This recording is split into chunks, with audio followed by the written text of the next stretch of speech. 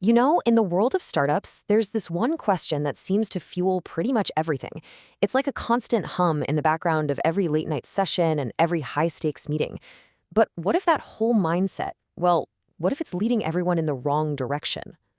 So let's get into it. The founder's default mindset.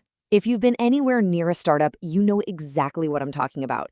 It's this one single, relentless question that just pushes everything forward. And that question is, can we move faster? That's it. Our source material really nails this. For so many founders, this question is the badge of honor. It's how you know your team is hungry, that they're really in it to win. And look, on the surface, it makes total sense, right? Speed is everything. It's your secret weapon. Being able to build and ship faster than the other guy, that feels like victory. But what if that obsession with speed is actually a trap? Okay, so let's pivot for a second. Let's reframe this whole thing. What if there's a much better question we should be asking? One that shifts the goal from just raw speed to something more like intelligent, sustainable momentum.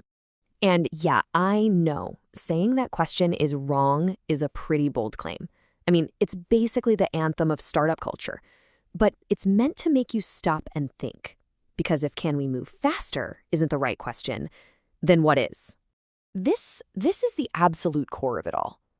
The real question is, can you afford to hire wrong right now? Whoa.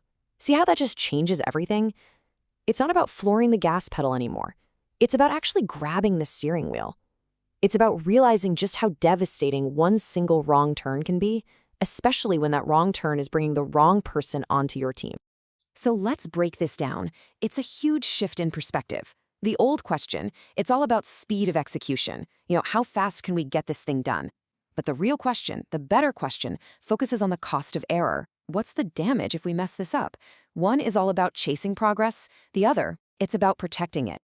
Okay, so let's talk about the real price of moving too fast. What actually happens when you put speed ahead of, well, discipline? There's a line from the source that just nails it. Speed without discipline is expensive. It's such a paradox, right? You're rushing to save time, to save money, and you end up burning way more of both than you ever thought possible. But what does expensive even mean in this context? It's not just about dollars and cents. Oh no. It's a chain reaction, a domino effect. And you can see that domino effect right here. It all starts with step one. You make that one bad hire because you were in a rush. Then comes step two. Suddenly, team morale takes a nosedive. The whole vibe is off. Before you know it, you're at step three. Your most important projects are grinding to a halt. And where does that leave you? Step four. You're right back at the beginning, trying to hire someone new, but this time you're behind and your team is completely burnt out.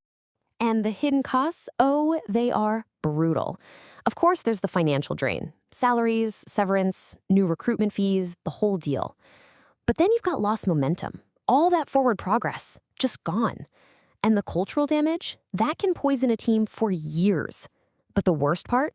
The wasted time. That is the one thing you can never, ever get back. Okay, so if just rushing is the problem, what's the solution? We need a new mindset, right? One that brings together that need for speed with, let's call it the wisdom of being intentional.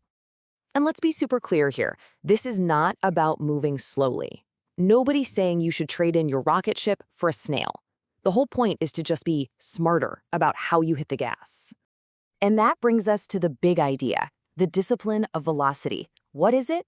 It's the skill of moving as fast as you possibly can without making those costly mistakes that force you to go backward. See, true speed isn't just about moving forward. It's about making forward progress that actually lasts. I mean, just think about it for a second. The fastest way to get ahead is to just not have to go backward. It's that simple. Every single big mistake you manage to avoid is like getting a massive head start on all the other teams who are just rushing, crashing, and then having to pick up the pieces and start all over again. So at the end of the day, it really leaves us with a choice.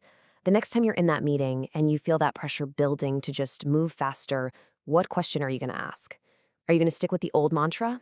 Or are you going to be the one to pause, take a breath, and ask the smarter, way more powerful question, can we really afford to get this wrong?